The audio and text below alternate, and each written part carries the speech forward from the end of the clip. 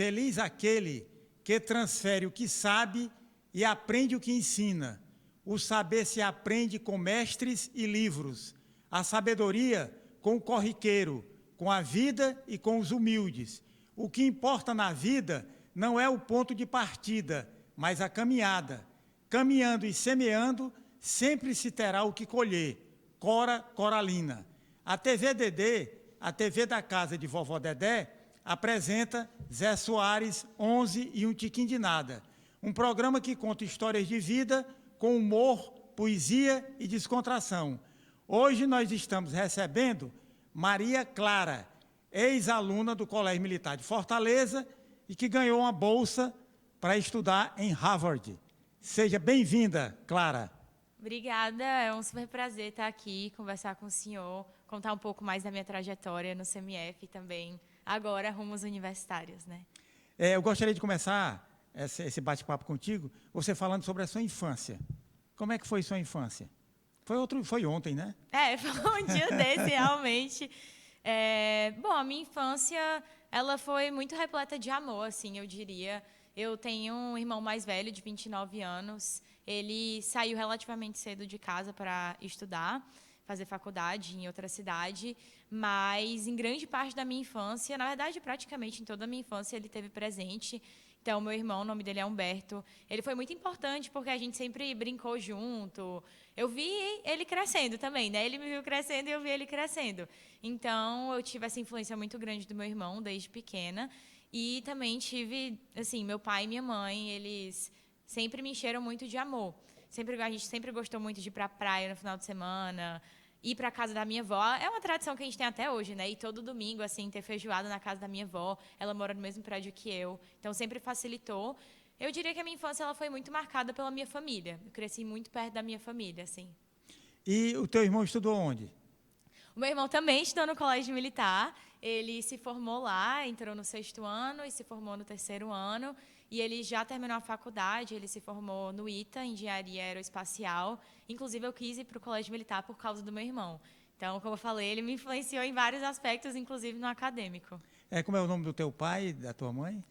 Meu pai se chama Lucívio e a minha mãe se chama Norma. E você fez um curso de preparatório para ir para o colégio militar? Eu fiz um curso preparatório, eu fiz o concurso normal e como é um concurso bem difícil, assim, eu tive que fazer. Eu estudei no Antares antes de entrar no colégio militar e no Antares mesmo tem um curso preparatório, já que é tradição da escola mandar alunos para o colégio militar. Eu fiz por 2 anos, inclusive, eu não entrei na primeira vez, fiz o cursinho no 5º ano e no meu 6º, e no meu 6º eu entrei. Então, eu fiz o curso do Antares, também fiz um curso que foi super importante para mim, que é o curso de matemática do tio Robson. Eu sempre falo para ele que eu sou muito grata, assim, porque é um professor antigo meu, de muito tempo, mas que me ajudou muito. Então, esses foram meus 2 cursos principais. Eu fui professor do colégio militar de 1983 até 2010. E tem alguns professores ainda remanescentes do meu tempo. Por exemplo, o Paulo Roberto, que era professor de desenho, ele foi seu professor? O Roberto não foi meu professor, mas quando eu entrei no colégio, ele ainda estava lá, mas é porque eu não tive aula de desenho, que era, se eu não me engano, a disciplina que ele ensinava. Isso. Porque quando eu entrei no colégio já não tinha mais desenho, mas eu sei quem ele é, porém não foi meu professor. E o Luciano Klein? O professor Klein foi meu professor. Nossa, admiro muito o trabalho dele. Ele foi meu professor, inclusive, na pandemia. Meu professor de história na pandemia. Ele me deu aulas presenciais e online ao mesmo tempo. E eu acho que ele lembra até hoje, né? Espero que ele lembre, mas eu sempre participei muito das aulas dele online, porque eu sempre gostei muito de história, sempre foi uma das minhas matérias preferidas. Então, o Klein foi meu professor, inclusive, eu lembro até hoje, eu sempre gostei muito de participar de debate, enfim, e eu lembro até hoje que ele fez um dos primeiros debates acadêmicos mesmo que eu participei dentro do Colégio Militar. Foi presencial, na sala, a gente debateu sobre vários temas, ele separou por grupos, foi um professor muito importante, assim, foi marcante na sua vida, né? Foi, ele foi. E o professor Abner? O professor Abner também, continuando a minha paixão por história, foi meu professor mais recente, assim. O professor Abner foi meu professor no ano passado, no 3º ano, e eu até falei isso para ele uma vez, que é muito legal aprender história com o professor Abner, porque é como se ele tivesse vivido todos os períodos da história do Brasil, assim. Ele fala com uma propriedade muito grande, como se ele realmente tivesse presente em todos os momentos. E ano passado a gente estava aprendendo a história do Brasil, né? Revisando a história do Brasil no 3º ano. Então, assim, era muito legal. As aulas dele, você vê o conhecimento profundo que ele tem, assim, sem TD nem nada. Ele vai lá, dá aula e todo mundo da minha turma, que ele vai lembrar, a turma 303. A gente sempre gostou muito dele. Foi meu professor. Até um dia desse estava assistindo aula com ele. Tem também do meu tempo ainda, que eu acho que ainda está por lá, que é o professor Luiz Antônio de Química, né? Sim. Foi teu professor também? Foi, é o famoso Luizão. Ele foi meu professor no 1º ano, que é quando o Colégio Militar começa a ter Química, e foi meu professor durante quase todo o 1º ano do ensino médio também. Ele me ajudou, inclusive, me deu alguns livros para eu estudar para algumas Olimpíadas de Química que eu fiz. Eu tirava bastante dúvida com ele de algumas questões mais avançadas. Foi meu professor também. E por que o teu interesse de estudar no exterior? Eu acho que ele partiu, na verdade, da pessoa que eu sou, antes de mais nada. Eu sempre fui uma pessoa que gostei muito de estar em contato com outras pessoas de outras culturas. Eu acho muito legal isso de você conhecer pessoas super diferentes. E meu sonho, na verdade, inicial era fazer um intercâmbio, né? Eu era a típica menina que sempre teve o sonho de fazer intercâmbio durante o ensino médio. Mas o começo ali do meu ensino médio foi na pandemia, então eu acabei não conseguindo fazer esse intercâmbio. E aí surgiu essa ideia de estudar fora, eu pesquisei sobre o processo, me encantei, né, pelo processo, porque é um processo que valoriza muito a pessoa que você é, muito além das notas. E esse interesse partiu daí e também por saber que no exterior eu não teria só acesso à melhor educação do mundo, no caso, mais especificamente falando das grandes faculdades nos Estados Unidos, mas eu também teria acesso a uma universidade que permite com que você tenha uma educação interdisciplinar, no sentido que você não precisa necessariamente saber o curso que você quer antes de chegar lá. Você pode mesclar disciplinas diferentes, áreas diferentes, isso é bem legal, sempre me atraiu muito. Até descobrir a sua verdadeira vocação. É interessante Exatamente. isso aí, né? Eu acho isso muito bacana, assim. Claro que existem seus prós e contras, mas eu acho que a pessoa que sai do ensino médio, ela não necessariamente precisa já saber o que ela quer fazer para o resto da vida. Sabe, a gente é tão novo, a gente tem tantos interesses, hoje tem tanta coisa disponível, e eu acho essa possibilidade que você tem nos Estados Unidos de explorar várias áreas até declarar o seu curso muito bacana. Tu podia explicar aí como é que foi esse teu processo? Claro, posso sim. Então, eu acho que é importante começar falando um pouco sobre como é o processo em si para fazer faculdade nos Estados Unidos. Ele é um processo holístico. Então, aqui no Brasil, por exemplo, a gente faz uma prova, majoritariamente o Enem, e entra em alguma universidade federal. Lá nos Estados Unidos, é um processo totalmente diferente. Como eu falei, ele é holístico, então ele vai olhar para vários aspectos de quem você é. Você vai fazer uma prova que é como se fosse o Enem americano, que é inglês e matemática, só são 2 matérias, mas muito além da prova, você vai enviar para eles todo o seu currículo. Então, todas as atividades extracurriculares que você fez durante o seu ensino médio, as suas notas, então, todas as suas notas do seu ensino médio, você também envia as suas premiações, suas conquistas acadêmicas. Tem entrevistas também. Eu, particularmente, fiz uma entrevista para ser admitida em Harvard. Tive que escrever várias redações falando sobre a minha história. Tive que enviar cartas de recomendação. Então, são vários processos dentro de um só. E dentro de tudo isso, você manda esses materiais para a universidade avaliar o seu perfil. Mas, como eu falei, não tem só a prova. Tem a prova, tem a entrevista, tem as redações, tem as atividades extracurriculares, tem também as conquistas. Então, é um processo bem holístico. Você podia falar das suas atividades extracurriculares, para a gente saber como é que foi isso aí? Claro. Eu acho que a parte mais legal do processo todo, a que mais me deixou animada, assim, desde que eu descobri. Eu fiz muita coisa ao longo desses últimos anos e foi maravilhoso, assim. As minhas principais atividades extracurriculares eram voltadas a áreas de debate, mais especificamente o que a gente chama de simulação da ONU, que é um modelo diplomático em que jovens do ensino médio discutem sobre algum assunto relevante dentro da política internacional. Você representa um país, óbvio que é tudo uma simulação, né, não é de verdade, dentro de um comitê da ONU. E eu achei muito fascinante desde que eu descobri, e eu descobri por causa do Colégio Militar. Eu sempre falo que eu vou ser eternamente grata ao colégio, porque dentro do CMF tem um clube chamado Clube de Relações Internacionais. Eu entrei nesse clube por interesse próprio mesmo, no meu 9º ano, e nesse clube eles ensinam tudo sobre essas competições de simulação da ONU. Entrei, eu me encantei pelo clube, fiquei até o 3º ano, que foi quando eu me tornei presidente. E aí eu fiz muita coisa. Eu viajei para vários estados do Brasil para participar dessas competições de debate. Fiz muitos projetos sociais também, alguns dentro do colégio, outros fora. Organizei campanhas de doação. Então, assim, foram muitas coisas, inclusive Olimpíadas acadêmicas, Olimpíadas científicas. Eu meio que me aventurei, sabe, em um pouco de cada área. E como foi a língua estrangeira, o inglês, para você aprender?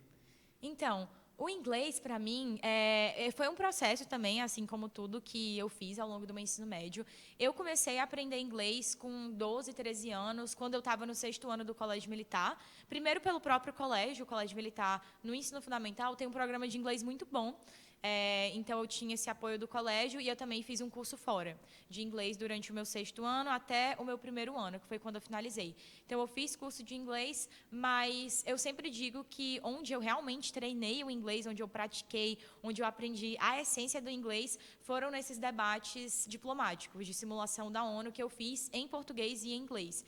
Então, onde eu desenvolvi o meu inglês mesmo, a minha capacidade de articular ideias em outro idioma, foi por meio desses debates, principalmente, porque era tudo em inglês e precisava ser um inglês acadêmico. Então, eu comecei sem saber muito bem, fui melhorando, fui tentando, praticando e deu certo.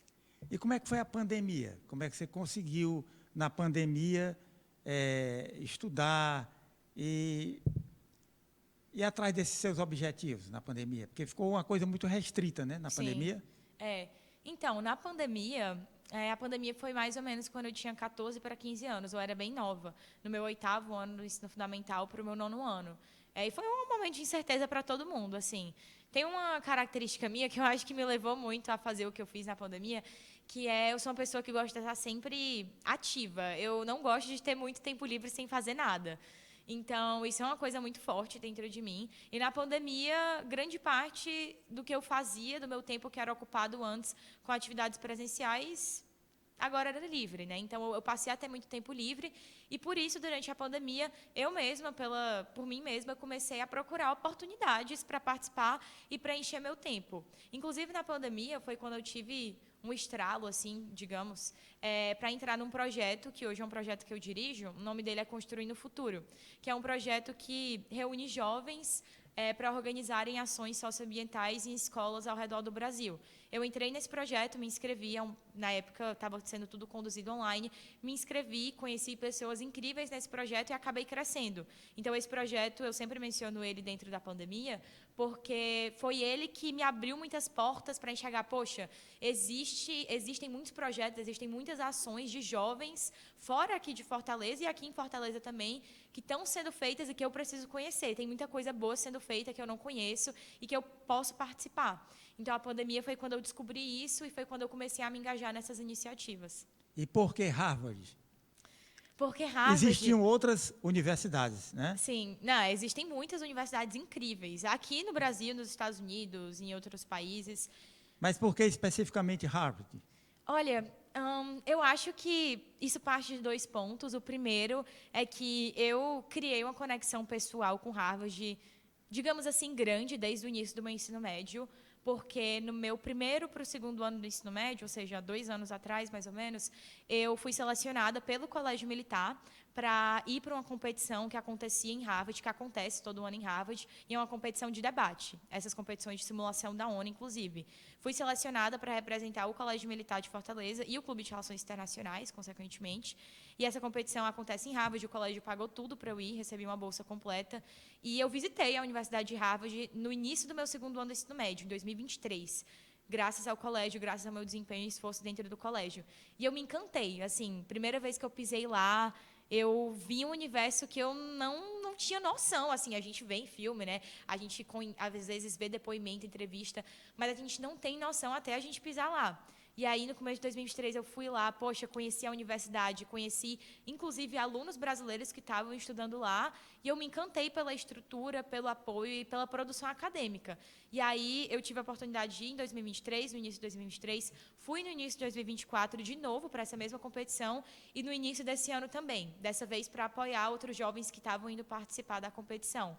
Então, eu sempre, às vezes, explico porque Harvard, por essa linha, eu criei uma conexão pessoal, eu vi uma grandeza mesmo na universidade. Não é à toa que ela é considerada a melhor do mundo por muitos rankings. E foi isso, assim, foi uma conexão pessoal, particularmente, que eu tive. Produção, podia passar aí um vídeo, por favor? Ou foto, né, que tiver aí mais... E aí, Clara? Essa foto, ela é bem especial, assim. Para explicar um pouco do contexto dela, essa foto, ela é lá em Harvard, é dentro do campus da universidade. E essa é uma das estátuas mais emblemáticas de Harvard. Assim, se você for um dia visitar, ou se você pesquisar na internet algum vídeo de tour online de Harvard, você com certeza vai ver essa estátua. E o engraçado é que essa estátua é chamada de a estátua das 3 mentiras. Mas por que 3 mentiras?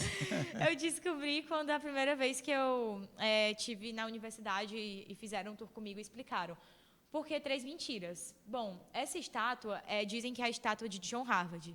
Para quem não conhece a universidade e vê o nome, a Universidade de Harvard, pensa que, poxa, Harvard deve ser o nome da pessoa ou da família que fundou a universidade. E, consequentemente, dessa estátua. Mas, na verdade, não. John Harvard foi um grande fundador, ou um grande, na verdade, doador para a universidade. A Universidade de Harvard sobrevive, basicamente, de doações. Mas não foi ele que fundou. Mas não foi ele que fundou. Então, essa seria a primeira mentira. Não, John Harvard não é o fundador da universidade, apesar de muitas pessoas acharem que é.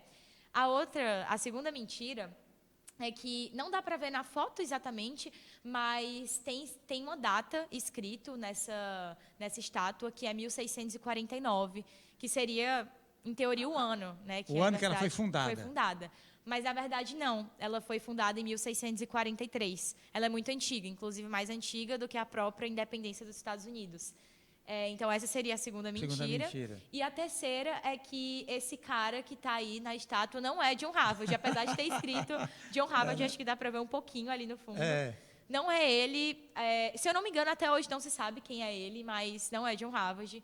Já foi comprovado, e é por isso as estátuas das 3 mentiras. É engraçado saber disso. Interessante essa história, né? Tem mais alguma foto aí, por favor? Essa foto foi... Eu não lembro se foi um dia depois ou uns 3 dias depois que eu recebi a aprovação. Eu estou com o moletom de Harvard, né? Fazer jus ao nome. E aqui nesse iPad tem a minha carta de aprovação. Depois eu recebi ela fisicamente. Ela chegou na minha casa, mas isso é no portal de admissão da faculdade. E aí eu tirei essa foto, né, para simbolizar o momento depois que passou a euforia com meus pais. Aí deve ter sido uns 2, 3 dias depois. Claro, e essa aprovação, né? Como é que se deu? Você fez uma prova em inglês? Como é que foi isso aí? Como é que foi essa sua aprovação? Então, o processo de application, que é o processo para universidades no exterior, ele começa desde muito cedo. Então, Harvard e outras grandes universidades nos Estados Unidos, elas vão considerar tudo que você fez do seu 9º ano do ensino fundamental até o 3º ano do ensino médio. Então, ao longo do meu 3º ano, ou seja, ao longo de 2024, ano passado, eu tive que preparar vários materiais e também me preparar para provas para poder submeter para a Universidade de Harvard. Então, ano passado, eu fiz o SAT, que é esse exame, como se fosse o Enem americano. Fiz aqui mesmo em Fortaleza, tem um centro de teste de aplicação na Unifor. Fiz essa prova e também fiz um exame de proficiência em inglês, que é o TOEFL, um dos exames mais conhecidos, e submeti a minha pontuação para a universidade. Para além disso, eu submeti vários materiais com o meu currículo, com as minhas redações, contando um pouco da minha história, fiz entrevista. Então, tudo isso eu fiz ao longo de 2024. Existe uma deadline, né? Existe um prazo limite para você submeter. Para Harvard, especificamente, o prazo que eu estava submetendo era o dia 1º de novembro. Então, no dia 31 de outubro, eu submeti tudo, né? Um dia antes, e recebi o resultado no dia 12 de dezembro. Tem mais alguma foto, produção? Essa foto, ela é bem legal. Acho que ilustra um pouco do que eu estava falando antes, que são essas competições acadêmicas que eu participei ao longo da minha trajetória. Essa foto, mais especificamente, ela é dentro do Colégio Militar de Brasília, lá em Brasília. É uma competição que todo ano o Sistema Colégio Militar do Brasil faz, reúne vários estudantes do Sistema Colégio Militar do Brasil para fazerem essa competição de simulação da ONU.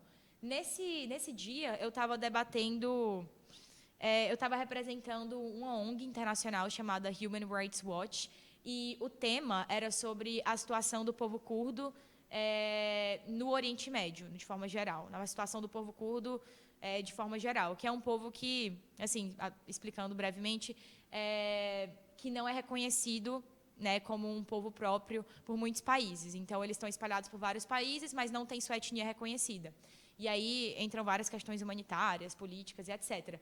E eu estava no Colégio Militar de Brasília, como eu falei, estava acompanhada de outros estudantes de outros colégios militares, e o objetivo dessas competições é que você represente alguma organização, como foi o meu caso, ou algum país. Você tem que defender a posição do seu país dentro desse tema. Então, eu participei, não só ano passado, porque essa foto foi ano passado, mas nos meus últimos 3 anos. Eu fui para o Colégio Militar de Brasília participar dessa competição. E foi incrível, assim, uma experiência única, permite com que você conheça outros alunos de todo o Brasil, assim, se conecte com essas pessoas, consequentemente abra sua cabeça, né, para estudar sobre assuntos que não são fáceis, principalmente para um estudante do ensino médio. Tem mais outra foto? Essa foto é dentro do Colégio Militar, dá até para ver minha farda. Essa sou eu falando em uma das reuniões do Clube de Relações Internacionais. Eu acabei ocupando muitas posições de liderança dentro do colégio. Eu sou muito grata ao colégio, inclusive, por ter. O Colégio Militar é um colégio ter dado essa oportunidade, por ter dado essa oportunidade. É um colégio que coloca muito o aluno como protagonista. Eu acho que é um grande diferencial do Colégio Militar aqui de Fortaleza. Você tem muita oportunidade de se desenvolver habilidades que muitas vezes você não desenvolve dentro de sala de aula. Então, essa foto sou eu conduzindo a reunião com mais de 60 alunos de outras séries dentro do Colégio Militar, explicando para eles como que essas competições de debate funcionam. Então, a gente sempre tenta abordar vários assuntos. Além de geopolítica, a gente tenta ensinar para eles como que eles podem melhorar a comunicação deles, capacidade de negociação. Então, essa é uma das fotos. Agora que eu vi o crachazinho ali, eu lembrei.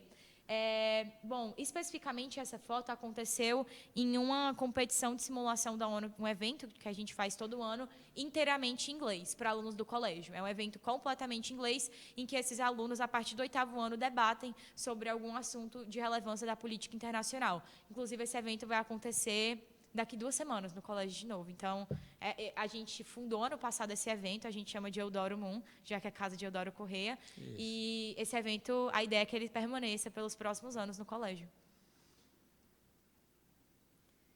Esse evento, também essa foto, dentro da ideia do Clube de Relações Internacionais, só que aí a gente estava organizando um evento interno para os alunos do colégio, e tinham 5 comitês de debate, 5 salas de debate. Então, aí a gente mobilizou cerca de 120 alunos do colégio para estarem participando, inclusive no final de semana, porque esse evento aconteceu na quinta, na sexta e no sábado, e alunos desde 8º ano até o 3º ano, eles estavam participando. E é muito bonito, né? Eu falo isso porque, poxa, se você parar para pensar, a gente está falando de alunos de 14, 15 anos que estão indo no sábado para o colégio de manhã para participar de eventos em que exige muito deles, sabe? Eles vão ter que estudar, eles vão ter que parar, para além dos assuntos que eles vão ter que estudar dentro de sala de aula, eles estudam sobre isso porque eles gostam. E então, tem que debater e tem que estar a par dos assuntos que exatamente. estão em pauta, né? E, assim, eles começam do zero, todo mundo começa do zero, ninguém nasce, ninguém já está ali sabendo falar, se comunicar, todo mundo começa com medo, mas eles vão se desenvolvendo. Então, ao longo desses anos, uma coisa que foi muito bacana, assim, para mim, particularmente falando, dentro do colégio, foi ver pessoas, né, jovens que entraram no clube mais ou menos quando eu comecei ali a estar envolvida na diretoria e que hoje continuam. Então, eu acompanhei o crescimento dessa pessoa. Às vezes, um menino que entrou ali não conseguia falar em público, não conseguia se comunicar, tinha muito medo. Hoje, é a mesma pessoa que está falando inglês, sabe? Para um público enorme. Então, é muito legal. Essa é uma ferramenta pedagógica, né? Muito, muito interessante. Tem mais alguma foto? Essas fotos, elas continuam dentro de atividades que eu participei dentro do colégio. Eu muitas vezes, nas formaturas do Colégio Militar que a gente tem, eu li alguns textos, eu era chamada para ler, explicar algum evento que a gente estava fazendo dentro do colégio.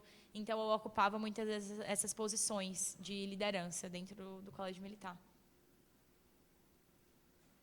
Essa Professora Francisca. Professora Francisca, minha grande companheira de colégio militar. Ela, inclusive, escreveu uma carta de recomendação para mim, para a faculdade. Ela foi bem importante nesse sentido.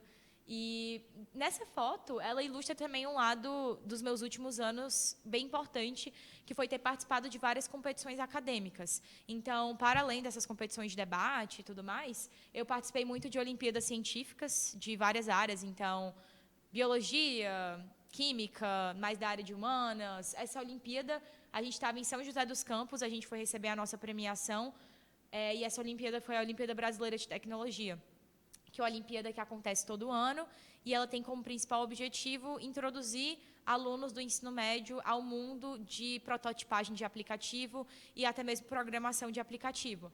Então, a gente tinha sido premiado.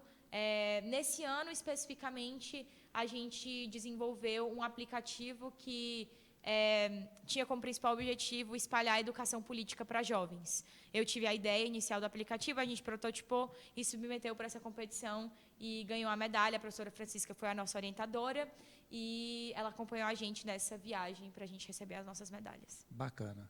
Tem mais algum aí?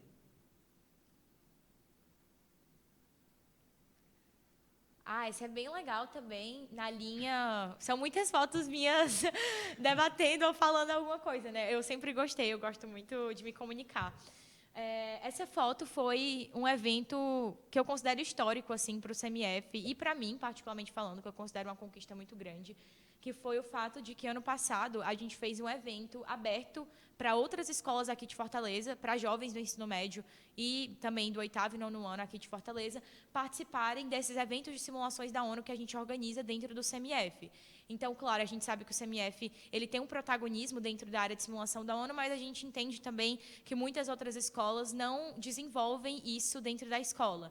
Então, a gente fez um evento aberto, a gente recebeu muitas pessoas, quase 200 alunos do Colégio Militar e de outras escolas, então, Farias Brito, Ari de Sá, Antares, pessoas que se inscreveram no nosso evento. Eu estava coordenando tudo, eu era presidente do clube ano passado, e eu coordenei esse evento que não acontecia presencialmente no CMF desde 2019. Então, é uma logística enorme, a gente teve que lidar com muitas coisas, né? As salas para os debates, o material, a comida, as inscrições, mas foi incrível, assim. E isso, se eu não me engano, foi no meu discurso de encerramento.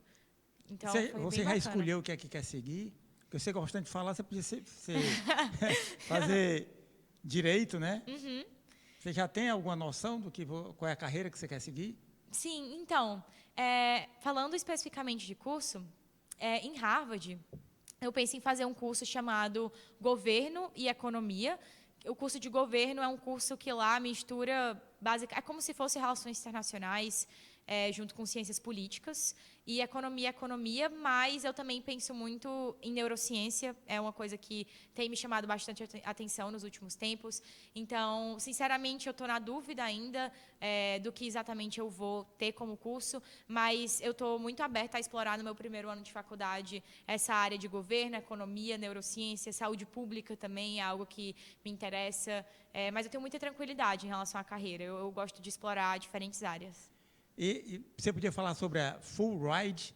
Sim. Essa bolsa de estudo? Sim. Então, não só Harvard, como outras universidades nos Estados Unidos, elas oferecem bolsas de estudos tanto para alunos domésticos dos Estados Unidos e tanto para alunos internacionais também.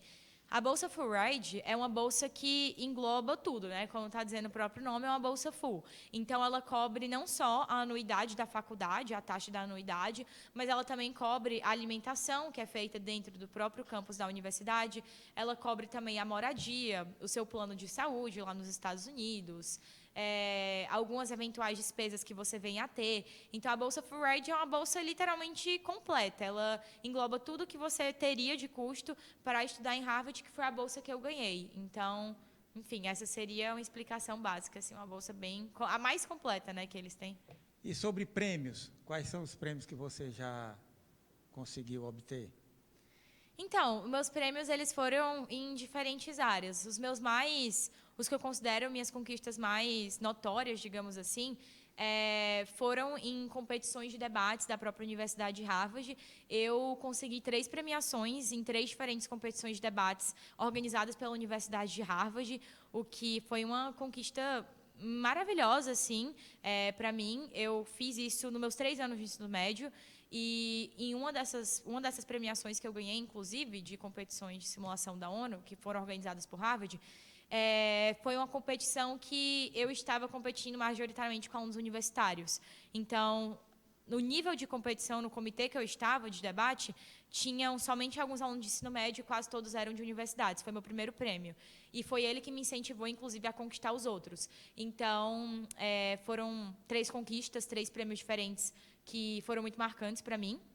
Além disso, eu também tive conquistas muito legais em relação a outras competições de debates sem serem de simulação da ONU. Uma mais recente é que eu e a minha equipe, a gente foi finalista da maior competição de debate do Brasil a nível ensino médio, organizada pelo Instituto Brasileiro de Debates, que também está em várias universidades federais aqui do Brasil. E eu fui a segunda melhor debatedora do torneio. Mas também tive outras conquistas. Uma delas, por exemplo, falando das maiores, assim, foi no meu segundo ano no ensino médio. Eu fiz um programa de pesquisa que ele é organizado em parceria com a Universidade de Harvard. O nome dele é Harvard Alpha Scholars. Inclusive, a professora Francisca acompanhou um pouco desse processo. O professor Anar Klebson também foi um professor muito importante dentro da minha trajetória do Colégio Militar, que leciona até hoje lá. E eu escrevi um artigo. O tema do meu artigo foi uma análise de políticas públicas voltadas ao combate da violência escolar aqui no Brasil. Então, eu fiz uma análise da efetividade dessas políticas e, dentro desse programa, existia uma competição.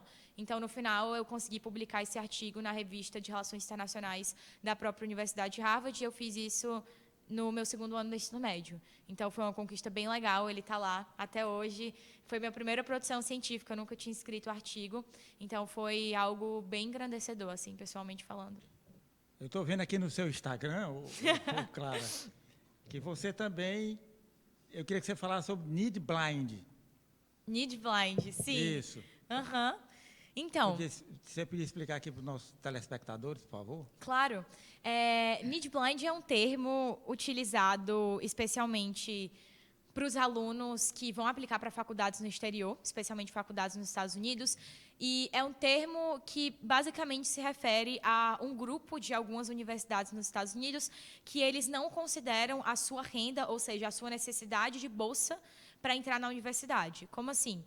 Harvard, MIT, Dartmouth e algumas outras grandes universidades nos Estados Unidos não consideram a sua necessidade financeira, ou seja, o seu pedido de bolsa para você entrar. O que significa que, basicamente, primeiro, eles vão te admitir ou não, e depois eles vão se comprometer a pagar tudo o que você precisa para estudar lá.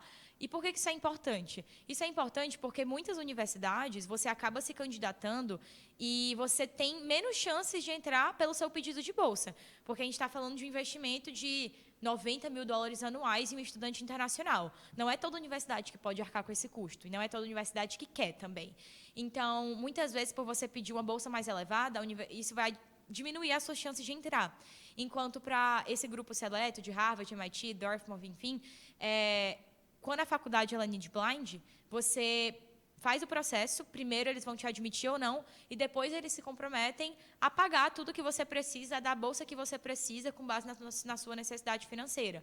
Então, isso é uma vantagem muito grande de grandes universidades nos Estados Unidos, porque isso te dá uma segurança maior, de você não só ser admitido, mas especialmente o processo de depois, né? Porque não basta ser admitido, a gente está falando de valores muito altos, especialmente para quem é aqui do Brasil, pagar o custo de tudo, assim, Harvard está totalizando mais de $90 mil anuais. É muito dinheiro, principalmente quando você converte. Então, Need Blind seria mais ou menos isso. E quando é que você está indo para Harvard? Eu estou indo para lá em agosto desse ano, mais ou menos no dia 19 para o dia 20, porque as aulas mesmo só começam em setembro. De 2025, né? 2025. Vamos dizer para o pessoal que está assistindo para... Desse ano, 2025. Isso. Então, tenho ainda uns 2 meses até aí. Porque antes das aulas começarem, propriamente dito, a gente tem uma semana de orientação. De adaptação também, né? Isso, exato. A gente tem uma semana de orientação, tanto para os estudantes de lá quanto para os estudantes estrangeiros. A gente passa por um processo de adaptação em que a gente aprende e entende sobre os recursos da universidade, e essa semana acontece no final de agosto. E aí as aulas mesmo estão marcadas para começarem dia 2 de setembro. E são quantos anos? São 4 anos. Independente do curso, são 4 anos. Então... E quando você termina, quais são as perspectivas? Olha, sinceramente, são coisas que eu ainda planejo. Muita gente pergunta sobre voltar para o Brasil, ficar lá. Eu definitivamente tenho vontade de retornar para o Brasil e trazer tudo que eu aprendi lá para cá, para o Brasil, porque eu acho que o nosso país tem um potencial e um talento muito grande. E essa percepção minha parte do fato de que eu conheci muitos dos meus grandes amigos hoje são pessoas que também estão indo para grandes faculdades nos Estados Unidos e são pessoas que fizeram e estão fazendo coisas incríveis. Eu estou falando de pessoas que têm 17, 18, 19 anos e que fundaram projetos que hoje já impactaram mais de 10 mil, 15 mil pessoas. Então, é realmente impressionante essa atmosfera de talentos que a gente tem no Brasil, que muitas vezes a gente não valoriza. Então, não sei exatamente como eu vou estar daqui 4 anos, mas eu tenho muita vontade de retornar para trazer o que eu aprendi. Toda essa experiência e aplicar aqui no Brasil. Definitivamente. Quantos anos você tem, Clara? Eu tenho 19. 19. Clara, eu vou pedir licença aqui a você para ler os nossos patrocinadores do programa. O programa Zé Soares, 11 um tiquinho de nada, tem um patrocínio da Clínica de Cirurgia Plástica, Só Nascendo de Novo, da Academia de Ginástica Peso Morto e do curso de inglês avançado, The Books on the Table. Clara, e seus planos para o seu futuro? O que é que você pretende fazer? Bom, como eu falei, eu ainda estou bem aberta a explorar. Eu já pensei em várias coisas. Eu me vejo muito trabalhando na área... Quando a gente fala no curso, até mesmo de governo, de Harvard, eu acho que existe uma mentalidade aqui no Brasil que quem faz cursos de relações internacionais ou até governo dentro da Universidade de Harvard, ou vai ser político ou vai ser diplomata, sendo que, na verdade, existe um grande leque de oportunidades desse meio, né? Seja você trabalhar em organizações internacionais, enfim, em grandes empresas, de políticas públicas ou algo do tipo. Algo que tem me interessado bastante, que me faz querer explorar a viabilidade disso, ver no futuro trabalho que integre neurociência e políticas públicas, ou seja, alinhar como que as nossas políticas públicas podem ser mais efetivas com base em dados das ciências comportamentais. Isso é algo que tem me chamado bastante atenção nos últimos tempos. Eu acho que é algo pouco explorado, não só pelo Brasil, mas pelo mundo todo. Então, eu tenho muita vontade de seguir carreira acadêmica, fazer pesquisa. É uma coisa que, independente do meu trabalho prático, eu quero muito continuar fazendo pesquisa. Então, eu me vejo muito explorando essas áreas que estão na fronteira mesmo das ciências exatas e até mesmo das ciências humanas, como eu falei, essa integração de neurociência e políticas públicas, que é algo que não é explorado hoje. Então, assim, é uma incógnita, mas, ao mesmo tempo, eu diria que é uma incógnita que é muito boa, porque ela abre muitas margens, assim, para com que eu possa explorar tudo, sabe? Produção, ainda tem mais alguma foto ou vídeo? Essa foto, ela é na própria sede da ONU, das Nações Unidas, é a sala emblemática da Assembleia Geral da ONU. Mas você foi participar de algum debate aí? Eu estava fazendo uma visitação. Na verdade, essa viagem que eu fiz foi a viagem da competição da simulação da ONU de Harvard. Então, a sede da ONU, uma das sedes da ONU, né, ela fica localizada em Nova York, que é bem perto de Boston, 3 horas de trem, mais ou menos. E antes da gente ir para a competição da ONU, da competição de simulação da ONU de Harvard, a gente teve uma visita, né? Como eu falei, eu fui pelo Colégio Militar, fui selecionada pelo Colégio Militar, tanto é que eu estou com a farda.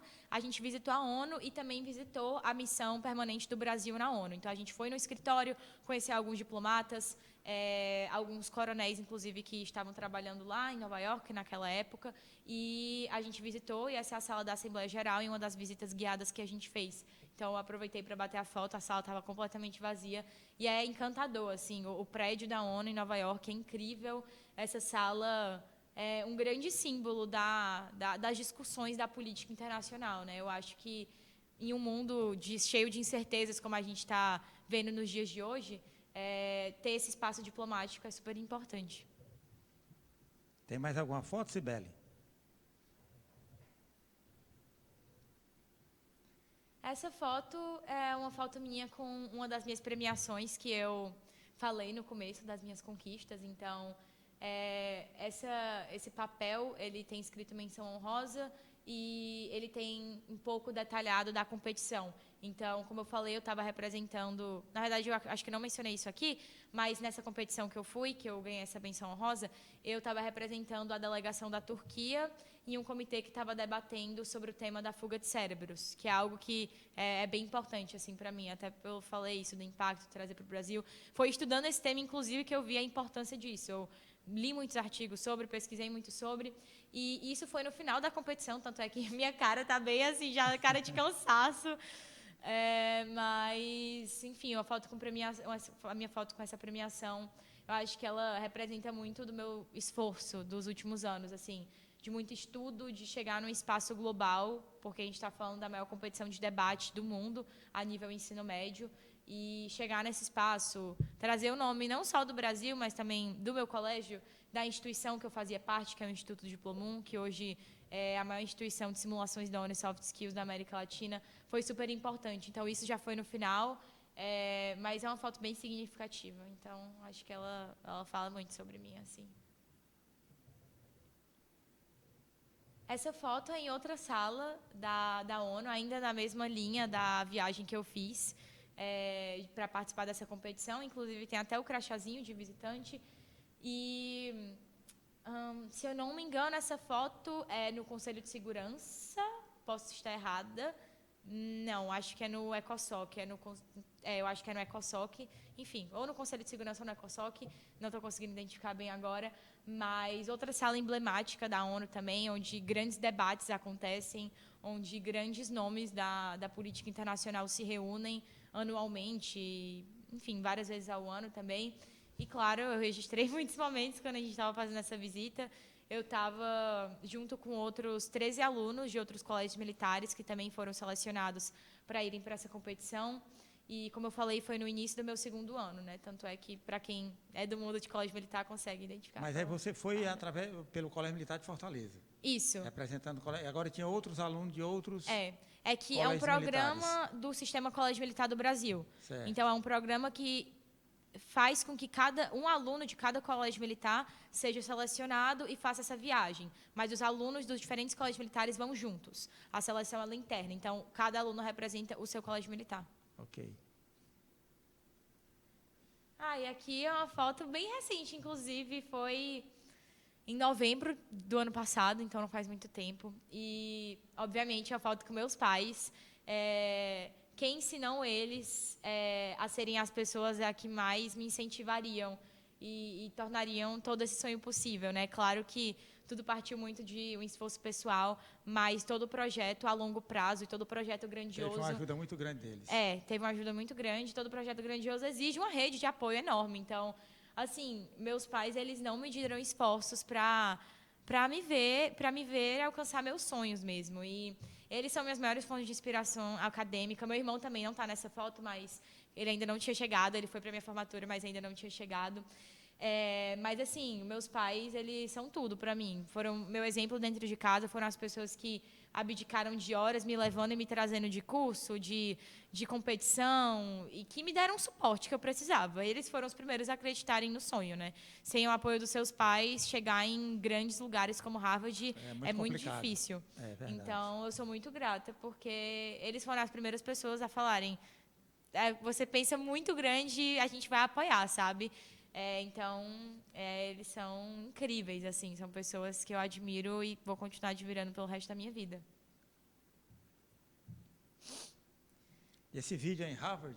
Esse vídeo é em Harvard, ele é bem recente, Foi no começo desse ano, em fevereiro desse ano, porque no começo desse ano eu acompanhei uma delegação de mais ou menos 50 jovens que estavam indo aqui do Brasil participar dessa competição de simulação da ONU em Harvard.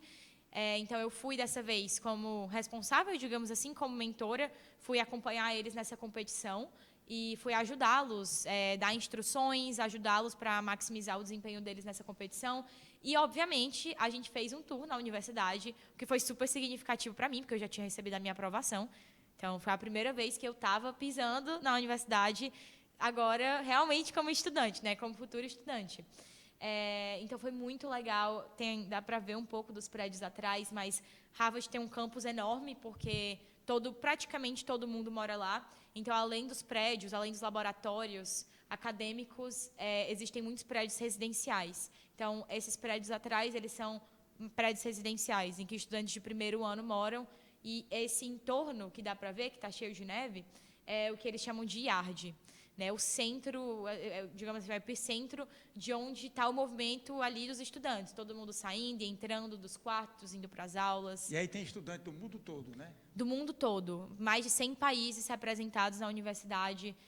De todos os lugares que você imaginar, tem um claro, estudante. E tem ideia de quantos estudantes existem em Harvard? Só uma ideia? Agora, de cabeça, eu não sei quantos tem, porque... Tem estudantes de também mestrado e pós, então agora de cabeça eu não sei.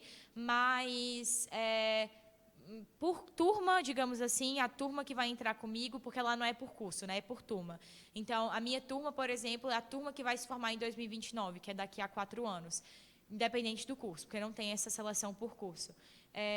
A gente tem mais ou menos, acho que em torno de 1.500 estudantes por turma. Então, a nível graduação, a gente deve estar falando de mais de 5.000 estudantes de graduação. Tem outro vídeo, Cibele? Por favor. Esse vídeo também dentro daquela linha que eu falei da competição que eu participei de debate no Colégio Militar de Brasília. Esse vídeo é uma pequena representação das negociações que a gente faz lá. Então, todo mundo que está aí ao meu redor são estudantes de outros lugares que eu nunca tive contato, conheci nessa competição. E são estudantes que a gente fica muito imerso nesse ambiente acadêmico. Então, a gente está debatendo sobre um assunto, a gente fica nesse assunto, não tem distração, né? Até porque é uma competição. No final, existem as pessoas que se destacam mais e que recebem uma premiação. Então, esse vídeo foi ano passado, em outubro do ano passado. Foi uma experiência incrível que eu tive de representar o meu colégio. A gente se esforçou muito e a gente fez com que o Colégio Militar de Fortaleza fosse a melhor delegação dentre todos os colégios militares. Quem é que faz essa escolha, essa seleção?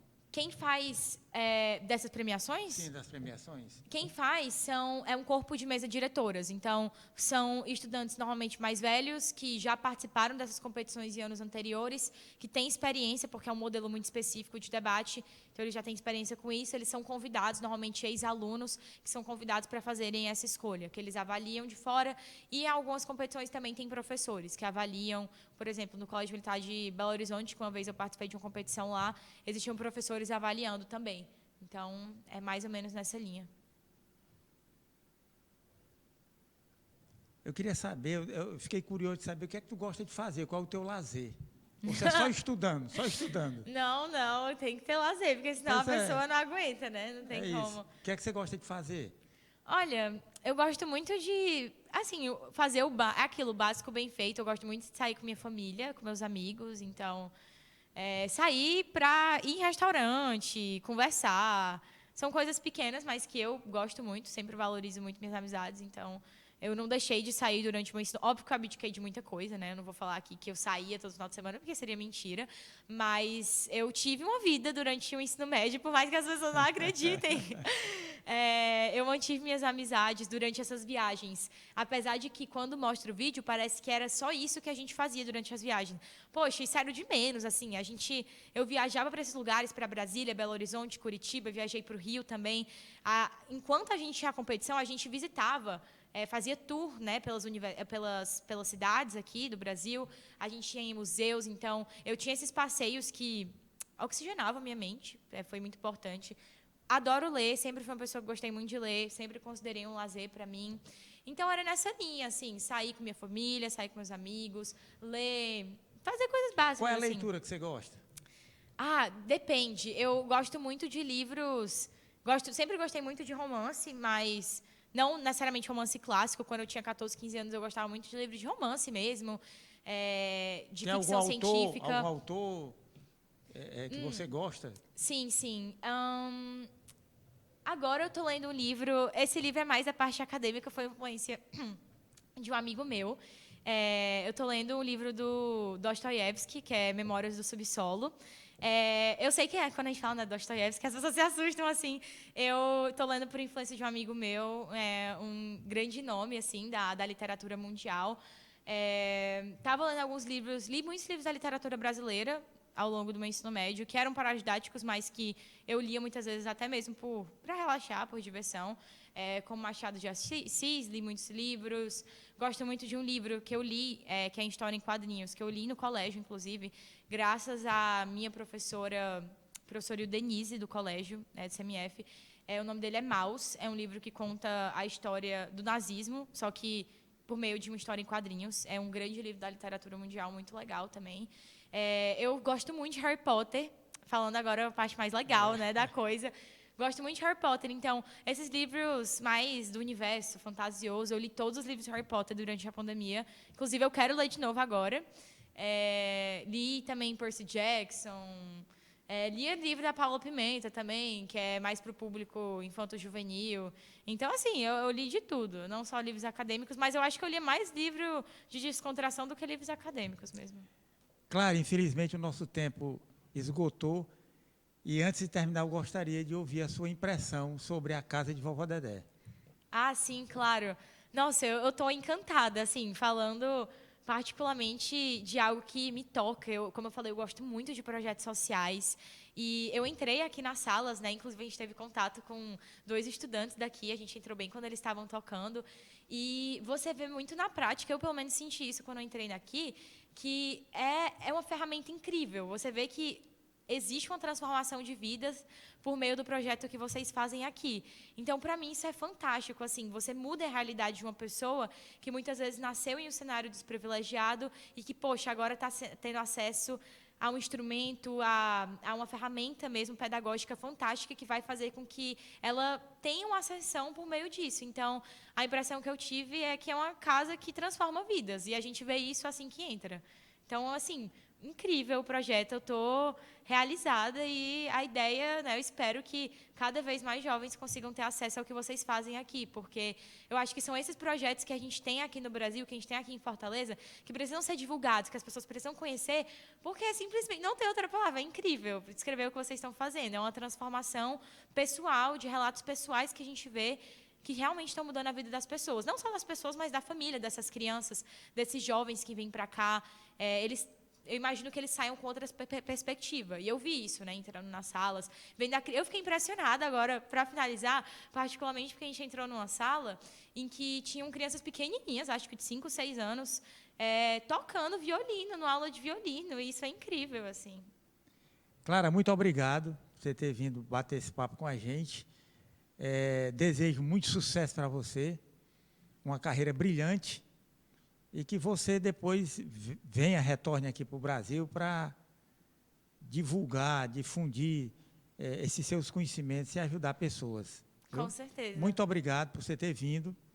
E eu gostaria de agradecer aos nossos telespectadores e dizer que na próxima semana nós estaremos aqui com mais uma entrevista, com mais um bate-papo. Obrigada, foi um prazer.